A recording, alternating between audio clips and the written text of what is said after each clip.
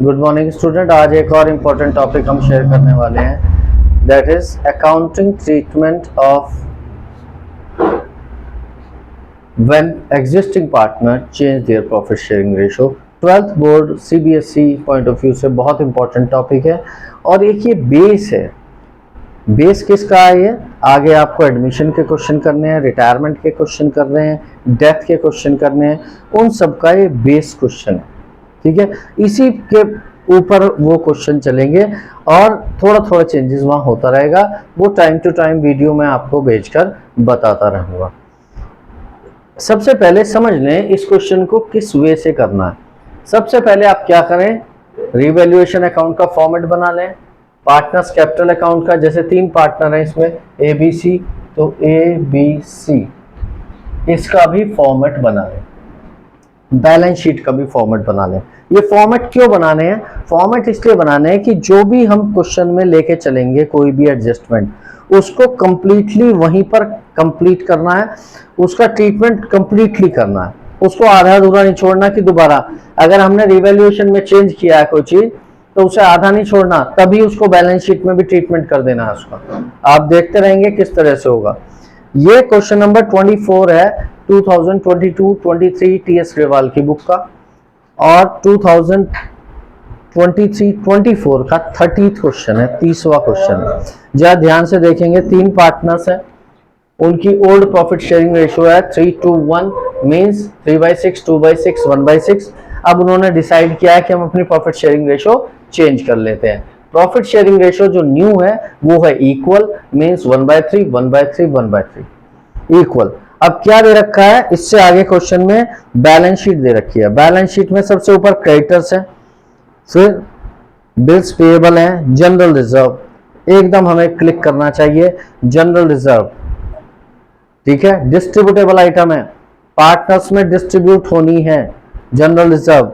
Old partners old ratio, why old partners old ratio?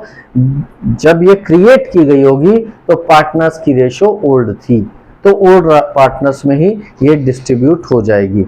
इसकी entries मैं पहले discuss कर चुका हूं, अकाउंटिंग ट्रीटमेंट से भी आपको एंट्री बता दूंगा। जनरल रिजर्व जब डिस्ट्रीब्यूट करेंगे, ठीक है, तो यहां पर आ जाएगा बाय जनरल रिजर्व। ठीक है, जनरल रिजर्व, जनरल रिजर्व आपको क्वेश्चन में दिया हुआ है वो है 30,000 का, और इसको ओल्ड रेशियो में डिस्ट्रीब्यूट करना है 3:1 में, तो इसको मिल जाएगा 15,000, इसको 10,000 और इसको 5,000। ये 30,000 का जनरल रिजर्व 3:1 में डिस्ट्रीब्यूट हो गया। उसके बाद पार्टनर्स के कैपिटल अकाउंट है। ठीक है, और एक और बात ध्यान रखिएगा, जब जनरल रिजर्व डिस्ट्रीब्यूट हो गया तो अब यहां पर नहीं आएगा। ठीक है, जब आप बैलेंस शीट बनाएंगे तो जनरल रिजर्व डिस्ट्रीब्यूट होगा, अब यहां नहीं आएगा। उसके बाद पार्टनर्स के कैपिटल अकाउंट्स हैं, by balance B D, opening capital है पार्टनर्स की, सॉरी क्लोजिंग कैपिटल है, इन एडजस्टमेंट से पहले की कैपिटल है। ठीक है, तो इनकी जो कैपिटल दे रखी है बैलेंस शीट में, लास्ट ईयर की ये क्लोजिंग है और इस ईयर की ओपनिंग है, वो है 1,50,000, 50,000, ठीक है, और एक है 25,000। स्टूडेंट्स एक बात पर और ध्यान दीजिएगा, जब भी आप कोई अमाउंट लिखें तो उसको बैंकिंग स्टाइल में लिखना है, यानी वंस के नीचे, टेंस के नीचे, 100 के नीचे, 1000 के नीचे। ठीक है, बैंकिंग स्टाइल यही है, पीछे से मिलाकर लिखना है ताकि टोटलिंग करते वक्त हमें प्रॉब्लम ना आए या बैलेंसिंग करते वक्त हमें प्रॉब्लम ना आए। ज्यादातर बच्चे अगर इसे आगे से लिख देंगे तो टोटलिंग में प्रॉब्लम आएगी, और मेरा तो ये मानना है ज्यादातर जो बच्चों का पेपर छूटता है ना बोर्ड का, किसी का 5 मार्क्स का, किसी का 10 मार्क्स का, किसी का 6 मार्क्स का, उसका बेसिक जो प्रॉब्लम है वो है कैलकुलेशन की प्रॉब्लम। बच्चे कैलकुलेशन में वीक होते हैं इसलिए पेपर छूटता है। तो मैं आपको वीडियोस में साथ के साथ आपकी कैलकुलेशन कैसे फास्ट और एक्यूरेट हो वो भी बताता हुआ चलूँगा। पार्टनर्स की कैपिटल अकाउंट हो गई। अब एसेट साइड आ जाएं। Asset side land, building, plant, stock, debtors and bank. अभी इसको नहीं लिख रहे हैं हम, वो इस वजह से नहीं लिख रहे कि हो सकता है रीवैल्यूएट हो रही हो कोई चीज, किसी की वैल्यू कम ज्यादा हो रही हो। अब हम एडजस्टमेंट पे आते हैं। From 1 April 2015 ABC decided to share profits equally, हम ऑलरेडी कर चुके हैं। फर्स्ट एडजस्टमेंट है goodwill of the firm will be valued at 1,50,000। Firm की गुडविल उस दिन वैल्यू की गई 1,50,000। और गुडविल का ट्रीटमेंट क्या करते हैं हम, gaining partners capital account debit to sacrificing partners capital account. क्यों करते हैं, क्योंकि जो गेन कर रहा है उसको प्रॉफिट में शेयर ज्यादा मिल रहा है, उसके बदले वो फर्म की गुडविल का उतना पार्ट किसको देगा, जो सैक्रिफाइस कर रहा होगा। और जो क्योंकि सैक्रिफाइस कर रहा है उसे उसके बदले मिलेगा। जैसे यहां देखते हैं कौन गेन सैक्रिफाइस कर रहा है, यहाँ old ratio minus new ratio, तो सैक्रिफाइस या गेन निकाल लेते हैं हम। यहाँ क्या निकल, ओल्ड माइनस न्यू, ठीक है, सैक्रिफाइस होता है ओल्ड माइनस न्यू। तो ओल्ड रेशो है 3/6, न्यू रेशो है 1/3, ठीक है। 6 LCM आ गया तो 3 - 2 1/6। अगर ये प्लस में आ रही है, जैसे प्लस में आ रही है, तो ये सैक्रिफाइस कर रहा है, ए सैक्रिफाइस कर रहा है अपना 1/6 शेयर। उसके बाद बी का निकालते हैं, ठीक है। बी का है 2/6 और न्यू रेशो है 1/3। 6 2 - 2 0।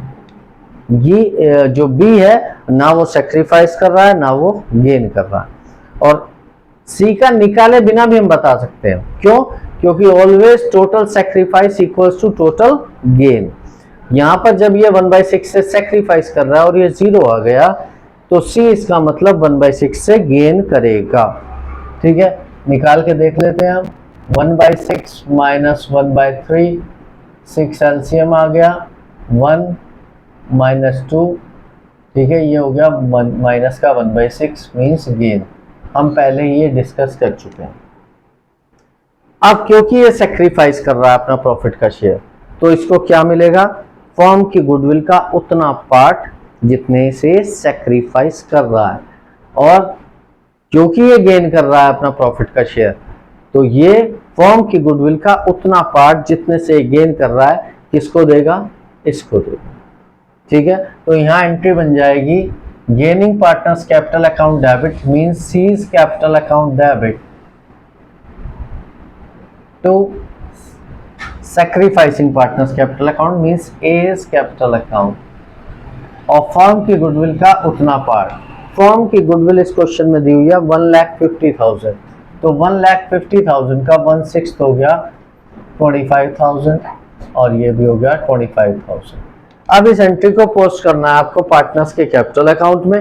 सी के कैपिटल अकाउंट में आएगा 2A's कैपिटल अकाउंट, सी के कैपिटल अकाउंट में 2A's कैपिटल अकाउंट और ए के कैपिटल अकाउंट में बाय सीज कैपिटल अकाउंट। तो सी में 2A आएगा, 2 साइड ये वाली है और सी का कॉलम ये वाला है, तो यहां आ जाएगा 25,000 और 2A's कैपिटल अकाउंट। सी का कैपिटल अकाउंट कम हो गया, डेबिट हो गया, क्योंकि सी गेन कर रहा है। और ए का कैपिटल अकाउंट क्रेडिट होगा बाय, ए में क्या आएगा, by C's capital account, by C's capital account, A में 25,000। ये गुडविल का ट्रीटमेंट है, ये आपको जरूर आना चाहिए, बहुत इंपॉर्टेंट है। इस पर बेस्ड एक छोटा क्वेश्चन भी आता है बोर्ड में, बड़े क्वेश्चंस में तो ये यूज होता ही है, 2 या 3 मार्क्स का इस तरह का छोटा क्वेश्चन भी आ सकता है आपके बोर्ड एग्जाम में। इसके बाद गुडविल हो गई। सेकंड पॉइंट लेते हैं हम, लैंड विल बी रीवैल्यूड। और goodwill as per AS 26 books में रिकॉर्ड नहीं होती, इसलिए इसका इफेक्ट दिया जाता है, एडजस्टमेंट की जाती है। नेक्स्ट पॉइंट है land will be revalued at ₹80,000। यहां समझना है आपको, एट ₹80,000। लैंड की पहले कीमत थी 50,000, अब हो गई 80,000, बेनिफिट हो गया।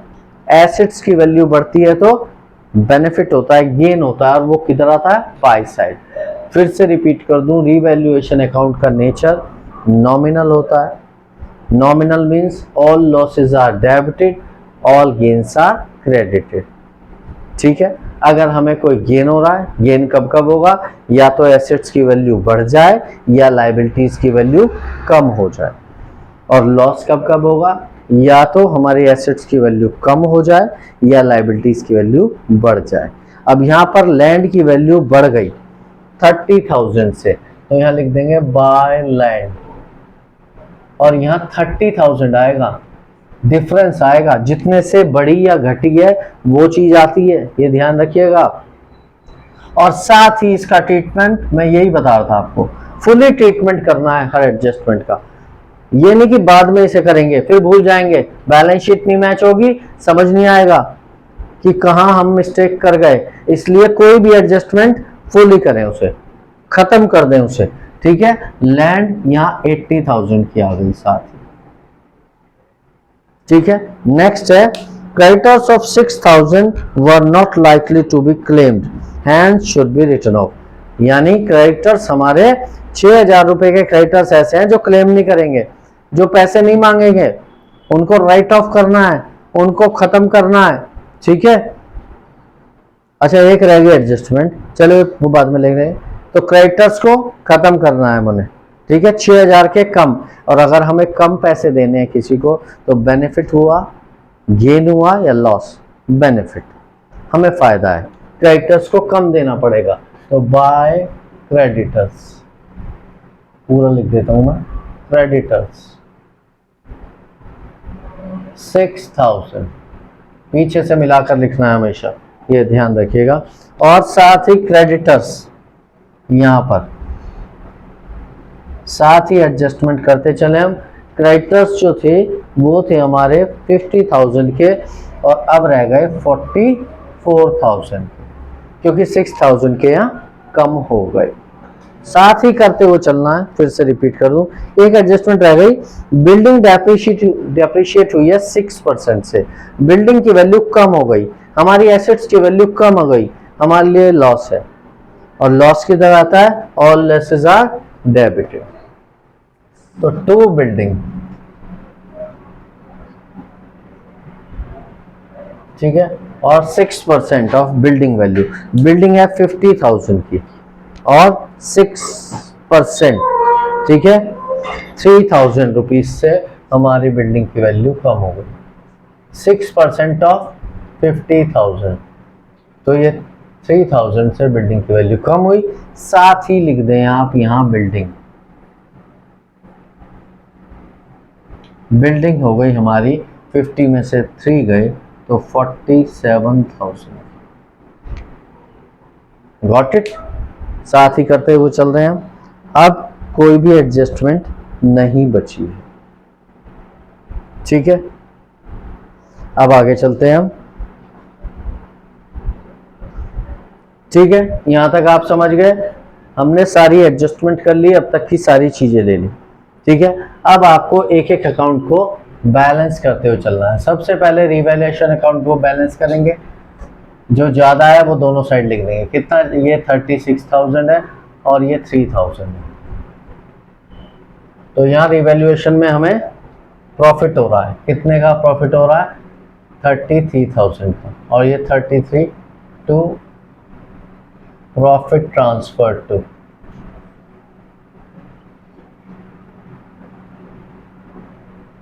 तीनों पार्टनर्स के नाम, एएस कैपिटल अकाउंट, अगर फिक्स्ड कैपिटल हो तो करेंट अकाउंट में ट्रांसफर होंगे, आप सबको पहले ही बता चुका हूं मैं, और सीएस कैपिटल अकाउंट, तीनों अकाउंट, और ओल्ड रेशो में, ये ध्यान रखिएगा, रीवैल्यूएशन का प्रॉफिट और गेन ओल्ड रेशो में डिस्ट्रीब्यूट होता है, ट्रांसफर होता है। उसका रीजन क्या है, उसका रीजन ये है कि जो एसेट्स और लायबिलिटीज हैं वो तब की हैं जब उनका प्रॉफिट शेयरिंग रेशो पुराना था, इसलिए ओल्ड प्रॉफिट शेयरिंग रेशो में डिस्ट्रीब्यूट होगा। ओल्ड है 3:1, तो 33,000 को 3:1 में डिस्ट्रीब्यूट कर लेंगे, तो पहला आ जाएगा 16,500, ठीक है। 3:1 का मतलब क्या है, 3/6, 3/6 का मतलब हाफ, तो सीधा हाफ इसका कर दें, ठीक है ना। अब हमारे पास बचा 2, ये कितना हो गया, 1/3, ये 2/6 कितना होता है 1/3, और 1/3 का मतलब 11,000, 33,000 का 1/3। ये स्मार्ट बनना है आपको।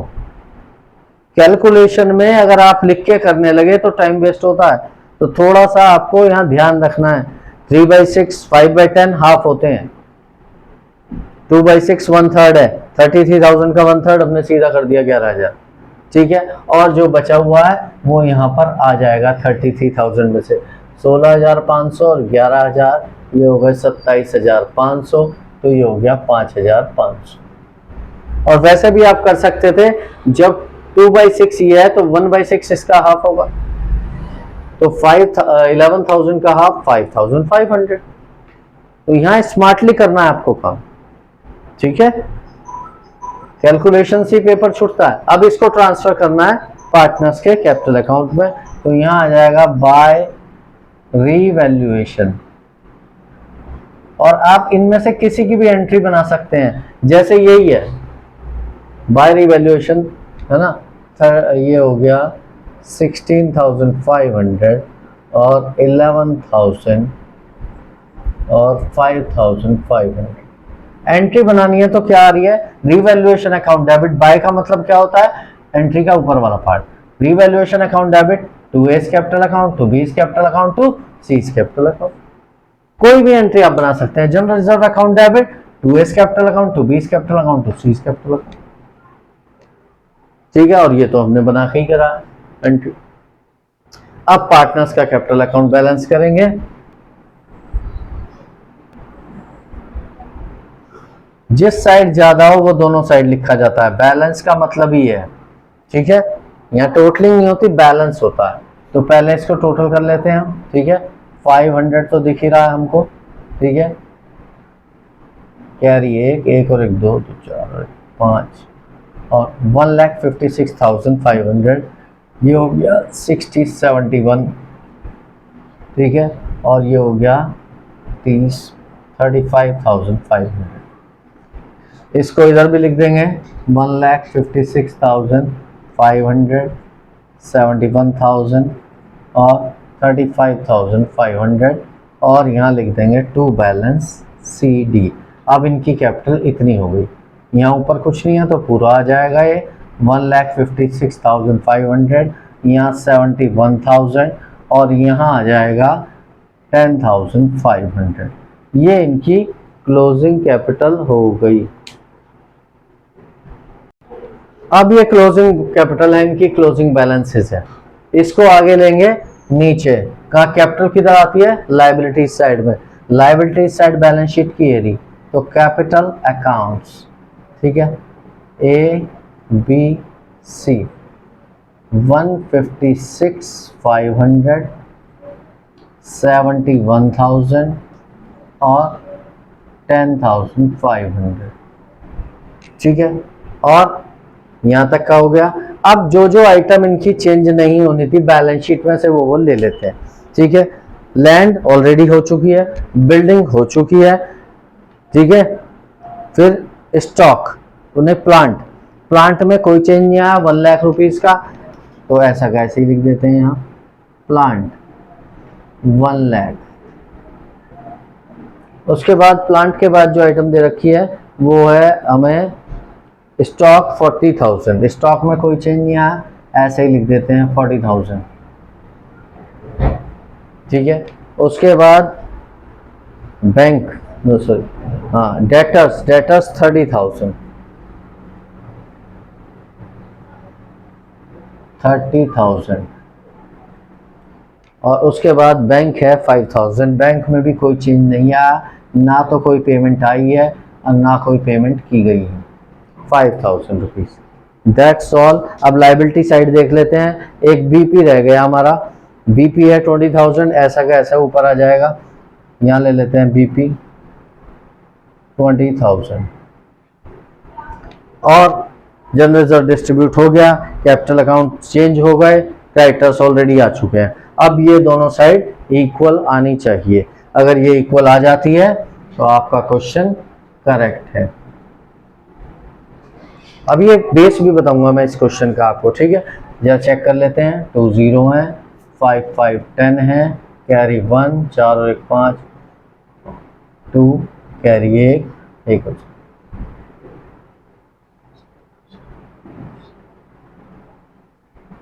3,02,000। जरा इधर भी चेक कर लेते हैं हम, 30 तो दिख ही रही है हमें, 2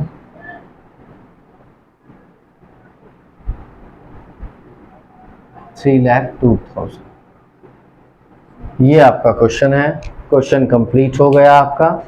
ठीक है, इसमें कोई भी डाउट्स हो तो आप चैट बॉक्स में लिखकर डाल सकते हैं, इसका स्क्रीनशॉट ले सकते हैं और इजीली आपको एक चीज़ और समझ में आनी चाहिए कि बैलेंस शीट हमेशा इक्वल क्यों आती है।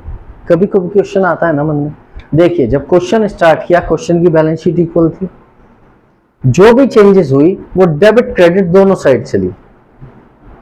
देखिए आप, अगर क्रेडिटर्स या लैंड 30,000 से बढ़ गई, लैंड की वैल्यू है 30,000 से बढ़ गई और लैंड्स की वैल्यू जो बढ़ी 30,000 वो किस में डिस्ट्रीब्यूट हुई, पार्टनर्स में, और पार्टनर्स की कैपिटल भी उसी रेशो में बढ़ गई। कैपिटल आई इस साइड, लैंड आई इस साइड, दोनों साइड इफेक्ट हुआ। ये बात बहुत ध्यान से समझने की है। बच्चे रट लेते हैं क्वेश्चन पर ये समझते नहीं कि ये होता क्या है। क्रेडिटर 6,000 से कम हुए, इधर से कम हो गए, क्रेडिटर्स इधर से कम हो गए, 6,000 रुपीज से यहां वैल्यू कम हो गई। ठीक है ना, लायबिलिटी कम हो गई 6,000, और इसका इफेक्ट कहां डाला, इसका इफेक्ट उनकी कैपिटल पर पड़ा। ठीक है, कैपिटल किधर है, इधर, यानी इधर 6,000 कम और 6,000 कैपिटल में ऐड हो गए। हुआ ना, आप देखो, या तो डेबिट क्रेडिट पे इफेक्ट पड़ेगा, ठीक है, एसेट्स लायबिलिटी पे इफेक्ट पड़ेगा, हो सकता है लायबिलिटी लायबिलिटी से एडजस्ट हो रही हो, या एसेट एसेट से एडजस्ट हो रही हो, या एसेट्स लायबिलिटी से एडजस्ट हो रही हो। ये बहुत गहराई से समझने की चीज है और सभी से बहुत ध्यान से समझे। कोई भी एडजस्टमेंट आप ले, बिल्डिंग 3,000 से कम हुई और ये जो 3,000 से कम है, अब यहां क्या हुआ, ये कम हो गई, क्रेडिट हुआ। ठीक है ना, इनकी वैल्यू कम हुई बिल्डिंग की, और 3,000 से कम हुई तो पार्टनर्स की कैपिटल में भी कम हो रही है। कैपिटल को कम किया या लॉस अराइज हुआ तो कैपिटल पे इफेक्ट पड़ा, यानी इधर इधर इधर तो कम हुई और इधर कैपिटल कम हो गई। इसीलिए हमेशा बैलेंस शीट मैच होती है, क्योंकि हर चीज का क्या है, डबल इंपैक्ट है, डबल एंट्री बुक कीपिंग इसीलिए कहा गया है। बहुत गहराई से समझ के चला करें। ठीक है, दैट्स ऑल फॉर टुडे।